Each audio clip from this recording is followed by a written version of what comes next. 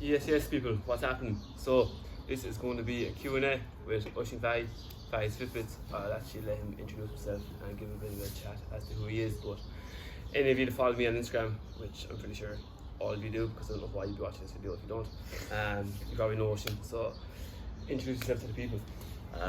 So I'm Oisin, or Fahy's Fibres on Instagram. Known Keen for a long time, went to school together. Too long. At this stage, been through a bit.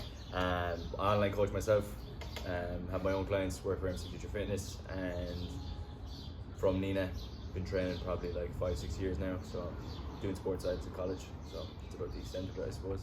We'll get into it really after that. Yeah, so I got a few questions off you on Instagram, and I wrote them down because we're going old school up in this bitch. So pen and paper. So yeah, we have a fair few to get through. There's nearly 20. Some of them are kind of silly, but we'll leave them in there because I suppose YouTube is a bit better because you get to fucking know me more. I can kind of go into detail and say stuff that I can't say on Instagram, so be a bit fun anyway. So the first question that came in is, do you have any plans to come back to Ireland anytime soon? Well, I'll let Oisin speak for himself because his situation is different to mine, but at the moment we have this apartment until July 22nd, and then see what happens. Might travel around Spain for a bit, so like Barcelona and Madrid, hit up a few of them spots, and then Oisin will be going home as he's college. I probably will be going home for a bit, but long term, no, it'll only be for a handful of months, and I'll be jetting off again. So let them know your situation. Yeah, so we're here kind of until the 22nd of July. Rent paid up until then, so it'd be good to stay in Marbella until then, and then we're thinking maybe a week somewhere in maybe Madrid or Barcelona or something. Could do a week in each. Yeah, and then I have to go home for college in September, unfortunately, fourth year, so not going to be too fun, but yeah, doing sports science obviously, so fourth year in sports science, and yeah, I have to go home and sort out my vintage company. Kind of my partner in it has been kind of dragging or doing all the work at home, so I have to go exactly, have to go home and do a bit now and try and get that sorted and take a bit of weight off his shoulders. That's about the extent of it. Yeah. How much euro would you need to live in Marbella for 3 months, September to December? See, that's actually going to be a lot cheaper than it would be to live now, because we're in the high season, so like rent is like double and stuff, triple. Like I'm pretty sure, like first of all, when you say Marbella is actually a big area, so the place that we're staying is quite expensive. It's the port, it's like fucking D4 of Marbella. It is. It's quite expensive, but he got charged, or tried to get charged, how much last night for a table? Fucking hell, what was it? So there was 10 of us, so it was five lads and 5 Spanish. 1,300 euro they tried to charge for the 10 of us. That's entry into the nightclub and a bottle of vodka. Like, what?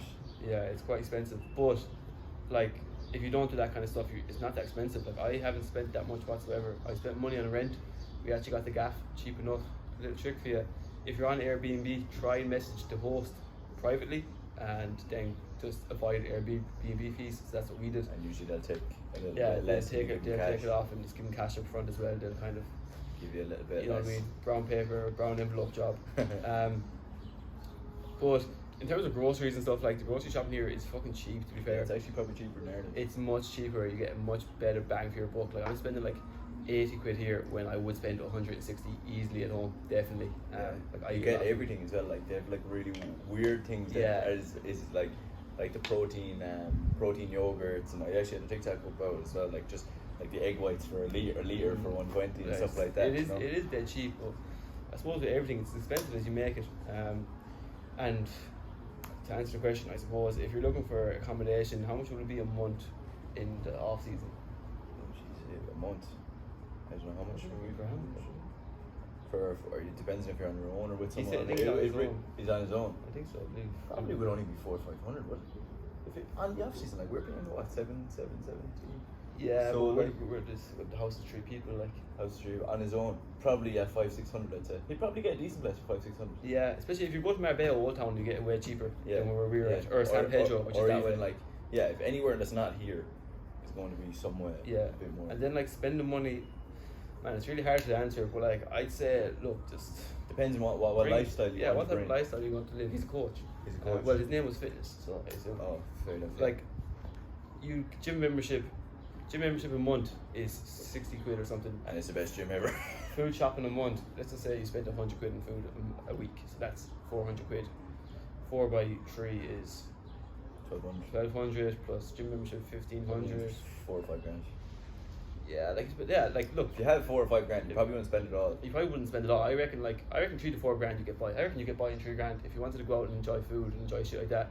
Upwards to 4 and 5, you'd be sound. Yeah, if you had that in your bank account, you'd be sound. Yeah. Almost a qualified PT. I want to move abroad. Would you recommend Marbella? First of all, it doesn't really matter whether you're a qualified PT or not. You can move abroad anyway. Okay? So I don't understand what that part of it has to do. You don't have to. You have to be. You don't have to be an online coach to come to Marbella. Yeah, like it's not as if they're like, checking no, you're not allowed in. Show me your qualifications. Get out. If you are just a qualified PT, I'd actually recommend staying at home for a while rather than going straight over here and Because your build overheads. build up clients at home. I don't know if you're living at home rent free, all that kind of shit, man. Like I'd actually stay at home. You're going to build up clients a lot easier at home. I know it is online, but you still have a name and word of mouth back home. But if you are looking to move Marbella, yeah, I would recommend it. I actually prefer it to Dubai. So I know a lot of you kind of have been following me since I've been in Dubai. I was there for like a month or so. I never planned on staying there any longer. I was only supposed to go for 2 weeks, and I ended up staying longer. But I do prefer this to Dubai. It's not as it is pretentious. It is very pretentious on the port, but Yeah. for living and for getting around and the locals, and it's just more of a And the gyms. the gyms, yeah. Believe. So yeah, I would recommend Marbella. Yeah, most But definitely. I think fucking living at home is very underrated. Like I think a lot of people are like Yeah. I it's very confined, but like you can make so much progress when you're at home in that environment. I think like if you're concentrating on work, like and you're getting meals made for you, you're getting dinner, like you have your own comfort to your own home. I never got meals there for me. No, I wasn't that lucky. Well, once a week maybe. But like I actually touched on that in the video before. Like I was living in Galway and I just removed myself, not got to do with Galway, but just I wanted to be at home because I could just do nothing but the business. Yeah. And it's just like I would never, I don't see myself ever living in Ireland apart from my home house. Like not now, unless maybe when I'm settled down and older. But like I wouldn't just move to fucking Galway again just for the crack of it when it's that you're just throwing money. When renting is just fucking pissing money against the wall. Unless you're in college, obviously, yeah. But even at that, like, if you like, Depends. you commute to them really quickly. I have a big one, but like, I'm gonna leave that till the end because it's kind of a bit deeper. One thing you have learned about each other since moving in together. I think I know what you're gonna say about me. Well, one thing is Keen's very fucking OCD basically. Yeah, like I actually I'd be messy enough, like not to an extreme extent, but like like I don't really mind if my day changes or if I'm fairly flexible. Like, but Keen would. we went to so like we joined Ultimate Performance Marbella, so like probably the best gym out here, and we went into Padel. And Padel, if you haven't seen it, like all the influencers will be on it, and it's like a fucking nightclub. It's a really cool gym, and Keen got so upset inside there because he couldn't use any of the machinery and he had to wait for it, and everyone's walking around with their tops off and everyone's fucking juiced to the gills, and like it's a weird gym. Like it's just like everyone's fucking there to just compare themselves to each other, aren't they? And show off. But like Keen basically with his routine, he was just so pissed off that he'd wasted the gym session. And the fact we were training later in the day than I usually do as well, I was like, this is so shit. I just couldn't concentrate. But yeah, I am pretty regimented in my ways. But I don't know, I'd rather that, to be honest. Then one thing I learned from Oisin, yeah, like he said it, I wouldn't say he's messy, I'd say he's sloppy, small bit. And he stays in bed really long, well not really late, but late enough, like, which I was like, I don't understand how he does it, but I suppose like sleep, chalk and cheese, and opposites attract each other, aren't they? So you get along just fine. Yeah, just we haven't killed each other yet. How often do you drink alcohol, and how do you balance it with training? I personally, I used to drink a fucking lot, like a hell of a lot. And I've only drank once since, I've only had one night out since New Year's Eve. I haven't actually drank in Ireland since New Year's Eve because I drank in Belfast and I drank in Dubai. I haven't actually drank, like, gone out in Ireland. So not much, really, to be honest. I used to go out a lot and just, like, it's just a trade-off, I suppose, between progress and alcohol, which one you value more, and whatever one it is, that's cool. Just know that you can't have the best of both worlds all the time. And how often? Yeah, I don't drink that often, to be fair, anymore. I'm kind of just not, like, I say I'll go through phases. I'm sure in the future, again, once I have this built to a place that is very comfortable, I can kind of enjoy myself a bit more. But at the moment, I just want to put all my energy and focus into this. Yeah, I was actually out last night. Yeah. But no, I've gone out probably we went to beach club probably like 2 weeks ago, and then besides that probably one other time. So like not insane, like when you're kind of somewhere for, like, we're going to be here for another month and going to be away for a month. It's not sustainable to fucking be going out every night because your cash is going to run out fucking fairly quickly. Like, so we're just going out I go out every once in a while, same as Keen. Been just training a lot, really, to be honest. But yeah, that's it. Nothing really too crazy. Yeah, I just, it fucks me up too much, to be honest, and then, like, it'll just hinder my progress in the gym, and I'm just so fucking emotionally attached to that. Probably too much. It just pisses me off, and I just can't deal with it. As well with work, like, you know, when you're hungover and you're trying to work, like, I've a couple of work to do later, which is fine, like, but you know, when you're hungover, it's just way harder. Like, that's the real tough reality of it. Like, you know, if you have, I think I saw a great thing about it, addiction. It was basically just about, like, people say, like, you know, drinking and fucking going out is really good. That's why lots of people do it. But like, if you have something that's bigger than drinking, a bigger responsibility, you're going to take that rather than go drinking, you know. Yeah, and obviously for that's coaching, and like when you're looking after other people as well, you kind of have to, like, put them first as well. And to be honest, I prefer the productivity buzz now more than any other buzz or any other high. Like, the buzz I would get from getting my work done in the day outweighs the buzz I get from fucking having a few drinks. It just does. How do you go about calculating calories?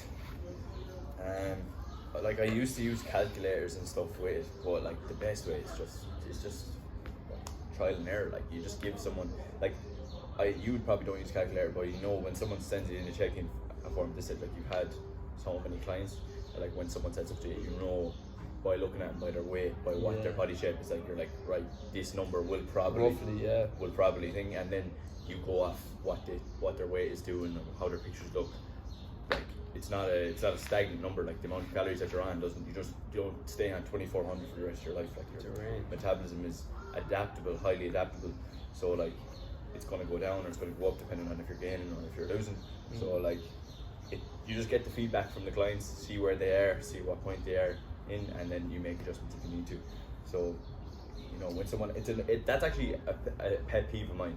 When someone comments and just asks me what calories should I be on, like, I know nothing about you. Like, you know, like, to imagine the context I have to know how many calories to put you on. I could give you a number, like, but it wouldn't probably serve you at all.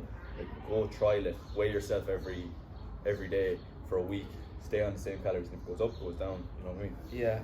I think she actually wanted to know exactly like how we did it. Like, there's a formula. It's basically just your body weight in pounds, multiplied by like 13 if you're a female, 15 if you're a male, and give or take.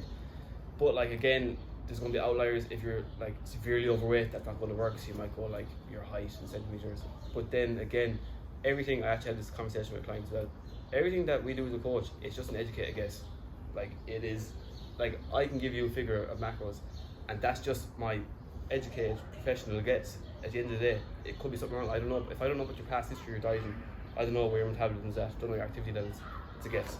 So you kind of just give it to them, see how their body reacts, and then just go on from there, I suppose. Here's a funny one. Is Oisin single? I am indeed. A girl called Lauren asked that, just so you know. Slide into the DMs. Slide into the DMs. I'm gonna go and put on tank tops and fucking boiling. Just let that roll and cut it out. Or you can talk away to it, or you talk your TikTok or something. Right. We're back. Quick outfit change because fuck me, it's warm. Where was I? Oh yeah. Struggling to fit my meals in. How do I build back up my appetite? Do I take it? Yeah. So first of all, I'd look at your food choices and make sure you're eating foods that are actually digestible, that work with you. It doesn't matter how many calories you're getting in if you can't digest the food. Okay. So food choices, making smart food choices. Things like rice are going to be much more easily digestible than fucking potatoes and stuff like that. Then also struggling if you're building back up your appetite. So obviously you're saying you had an appetite and it was lost. I look at taking a diet break. So this maybe bring your calories down to maintenance and let your appetite kind of build itself back up until you have the hunger to go again, and then bring calories straight back in. And what else can you do for appetite? I think a big more thing, caloric dense foods, I suppose. yeah, a big thing about appetite is, and a lot of people get wrong about bulking, is like your appetite is kind of it's a sign, or it's a metric like that you should measure, and like depending on your body fat level, you might have to reduce your body fat level in order to gain. So you shouldn't be like, basically there's only a certain point where you get to a certain level of being fat where it's not conducive to your goal. So like you need to go cut back basically, and what cutting does is it's going to make you hungrier, it's going to make you digest your food better.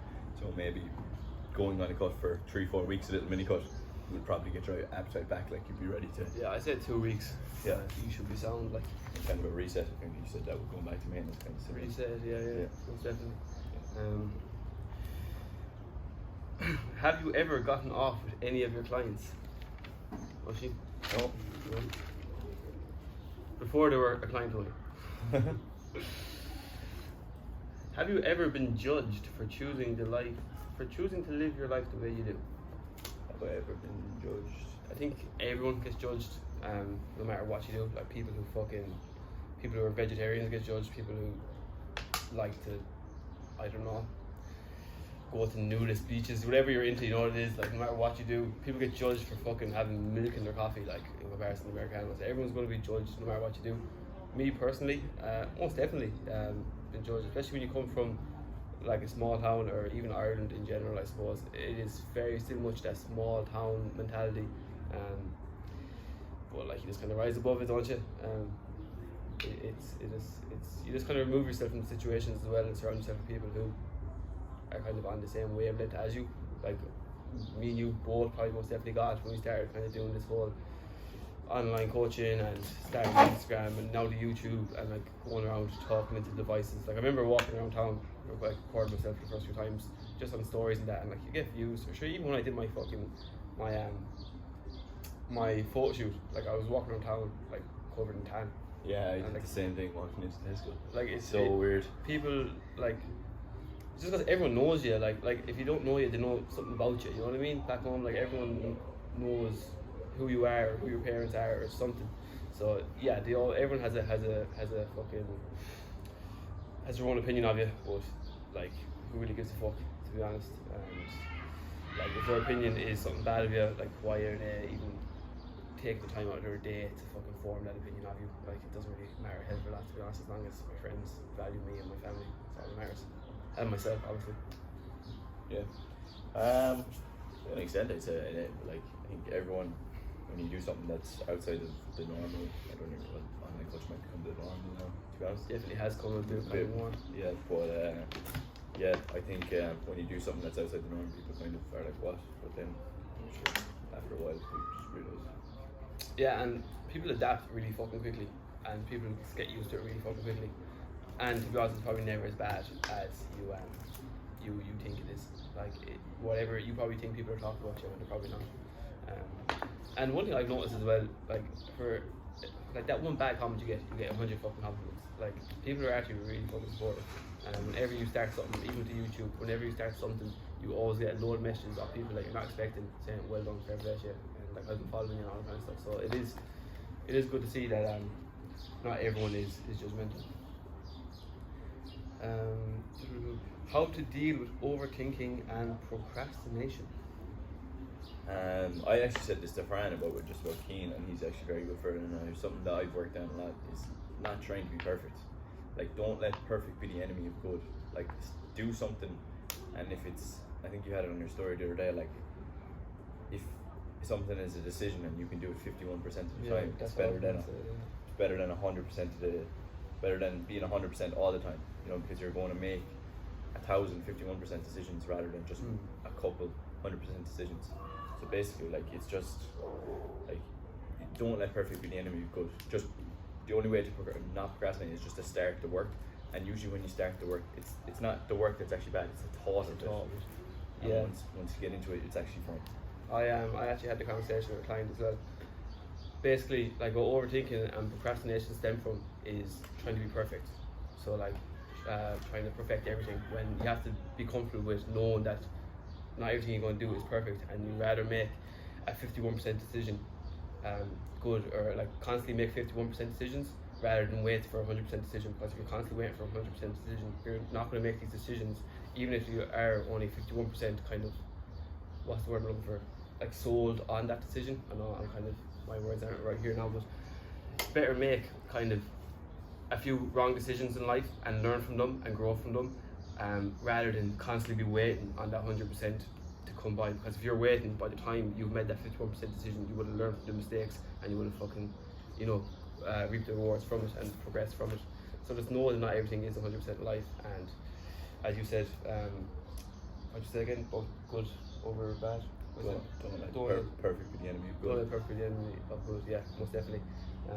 Like, failure is feedback. Like, when you do something wrong, like, the reason, like, the ability to fail, or like, not putting your pride in a place where you don't want to fail. Like, if you fail at something, like, you're going to get feedback and you're going to get better.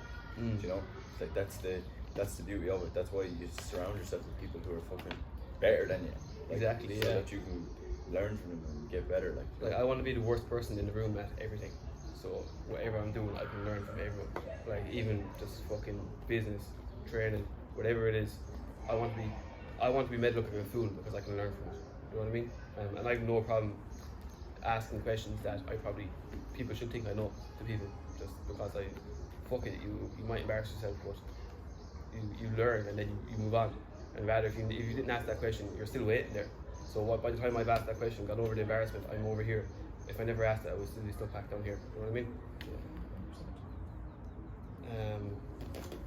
What is the difference between fast and slow twitch muscle fibers? Are they genetic, and what role do they play in sport? That is a deep one. So fast and slow twitch muscle fibers, the difference between them is, like, you're going to have, so type 1 and type 2, so the way they actually make up, I think it's the myosin chain or something. It's basically your muscle contracts. Yeah, but it's something to do with, like, their genetic makeup, of, like, something to do with how fast they cycle or whatever. Like, basically the nature of them.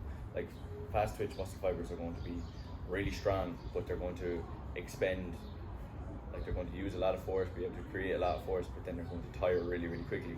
And then type 2 is slow twitch. So for an example, like a cyclist, they would have a lot of slow twitch muscle fibers usually, and they're going to be able to expend energy, produce force, but not going to be able to produce a huge amount of force. But they won't tire as much, and usually have more of them. I think to make it easier, like, what it is, fast and slow twitch muscle fibers, it's basically your muscle contractions. So how fast or slow they're contracting. And like, the easiest way to put it is like Usain Bolt versus Mo Farah. Usain Bolt will have a lot of fast twitch muscle fibers. He's a short distance sprinter. Mo Farah, slow muscle fibers, twitch muscle fibers, but he's a long distance runner. You know what I mean?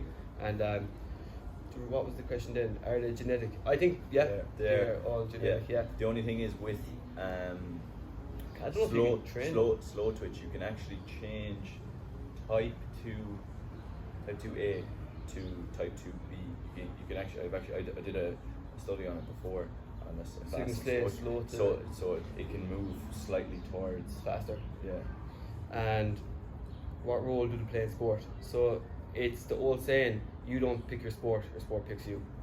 Like, your genetic. It's not as if, like Michael Phelps is built that way. He has short arms, broad shoulders. Or is it the other way? No, long arms. Long arms, sorry. Like, you don't see any fucking, I don't know, 5'2" basketball players. They're all 6'8". Whereas if you don't see any fucking, I don't know what other comparison is there. Like, you know, what do you need to be small for? Say like I don't know, I suppose like snowboarding, you need low centre of gravity. You don't see any lads that are 6'8", you know. So you end up picking your sport ends up picking you. It just gives you an advantage, like your parents have a lot to do with it. With cycling or whatever. Say if like you had a lot of slow twitch muscle fibers, it's obviously going to be extremely beneficial because that's the nature of cycling. You need to stay going for a long time. Whilst with say Usain Bolt, obviously he's going to be so explosive, going to have all those type 1 muscle fibers. Then there's 2 questions here to kind of tie in together. So it was overall life goal and goals for both your businesses. I was actually wrong with the type 1 is fast, type 2 is slow, and then you can change from this slow. The fast can get slower. Exactly the way around. You can't get faster. Yeah. I suppose like ATP production, all that would be rolling it as well. Which With the fast, if you run out of no, you answer that? yeah, it's Fastest muscle fibers. If you run out of steam fast, the more ATP you can produce. they would use it up faster. They use it faster, yeah. Yeah. So yeah, goals for life. I suppose business is kind of overall life goal and business goal. Overall life goals. I'd love when I'm like, it's a hard one, it's fucking hard, and I think you said this before, you don't really like, I like keeping my goals to myself, like my big goals to myself, but I would really like to possibly move somewhere abroad, have a nice bit of property, you know, be able to be working online and just be self-sufficient, have my own house, possibly have my own facility.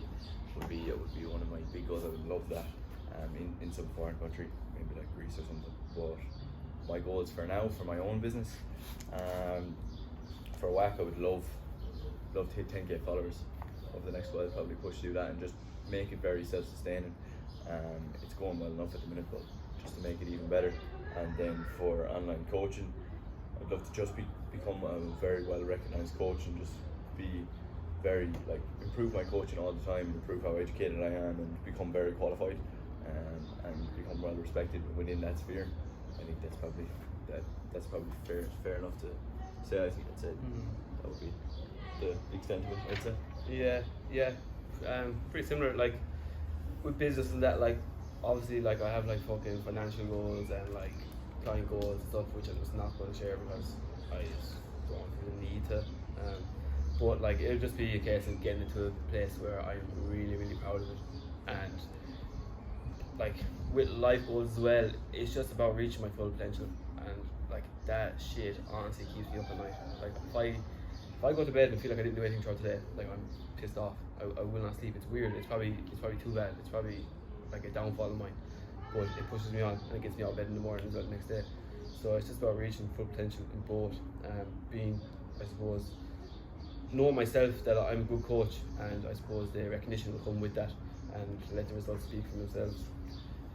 With the business, it is very warm here, and I suppose like I want to kind of like level up the coaching business in terms of like coach people who are really, really serious about this shit, like people who are serious about like nearly as serious as me and you about, you know what I mean? Obviously helping as many people as possible. I want to coach other coaches and like look, I'm a long way away from it, but that's the goal, to have 1 or 2 employees that I trust that will coach the same way that I coach. So I probably have to have coach them first. So definitely build up to a place where I have employees, and yeah, just have a nice few clients. Probably even a smaller clientele base, but it'll be higher ticket at that. And I have I went through with my business mentor and stuff, like long-term goals, financial goals, even like property, all that kind of stuff. That's all things I'm really, really interested in. Even over the last kind of 6-12 months, like financial intelligence and stuff, I just got really into it. The whole, I think if you're financially intelligent, you are just fucking so far ahead in life. Like it's ridiculous. Like even things like taxes and like all that shit, you just don't really get taught. Like it's a joke. And business for life in general outside of coaching, just fucking live a fulfilled life. Know on my deathbed that I couldn't do anything different. Spend time with family and friends, reach my full potential again, and experience as much shit as possible. What would you tell your 16-year-old self if you could start again? In the gym. I wouldn't start again anyway, just because.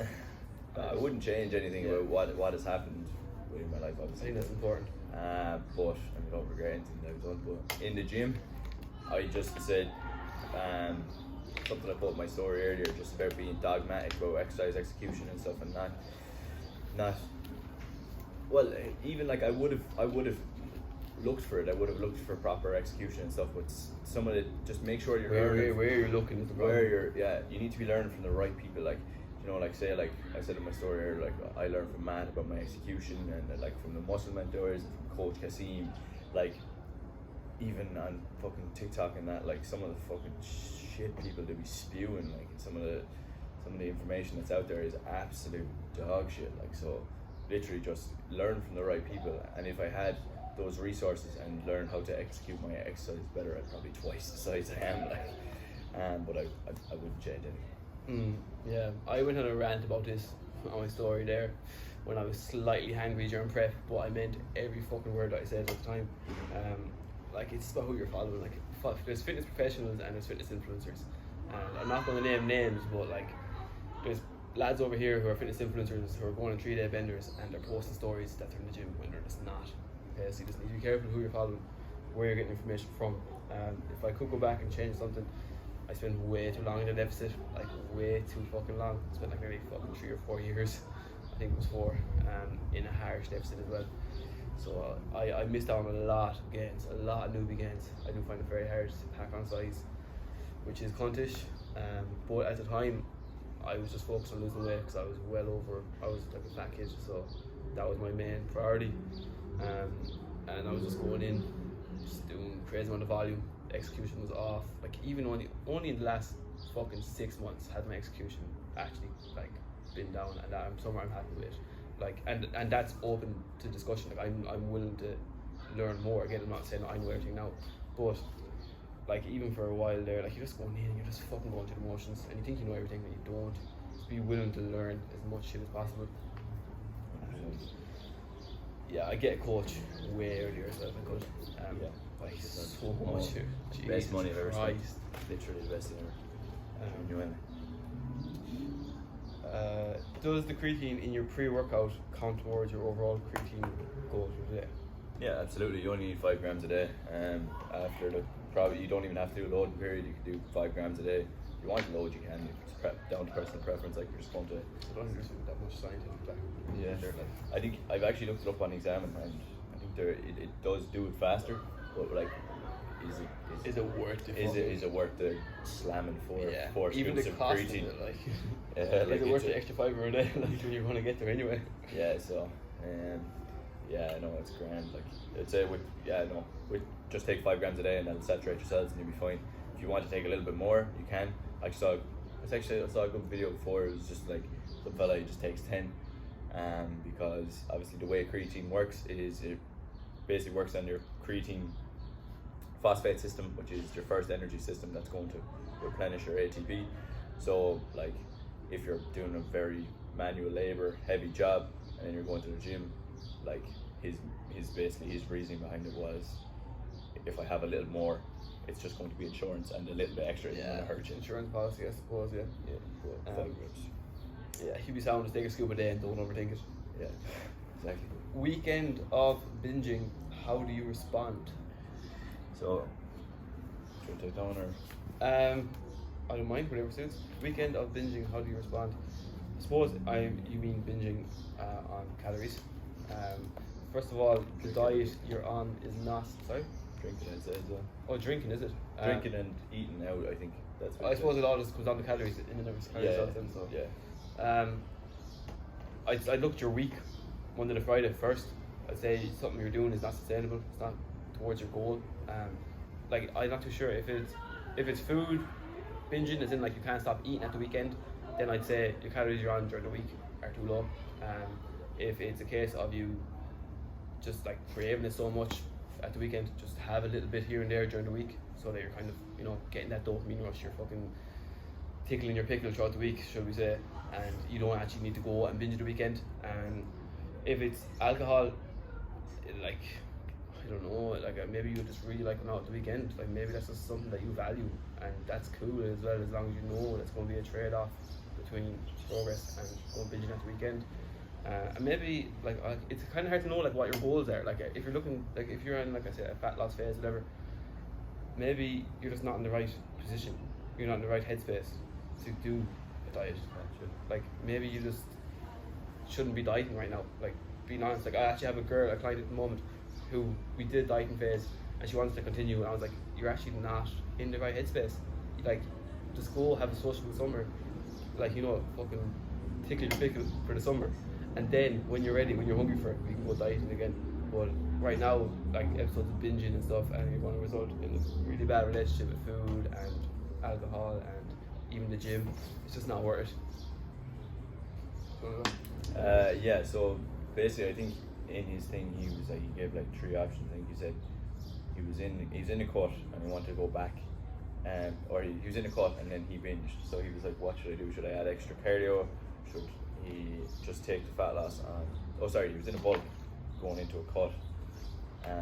He was on a bulk and he binged all over the place, like a lean bulk. And then so he was like, should I cut back the calories? Should I add more cardio? So like what you want to do is like, you can obviously leave yourself a safety net. Like you could do say if you knew that you were going out, you could take 200 calories from your day every day and do a little extra cardio. Like say if I go out, I would probably do a little bit of cardio like say the next day, just to leave myself a bit of a safety net so I'm not getting overly fat. But I'm impressed in the book.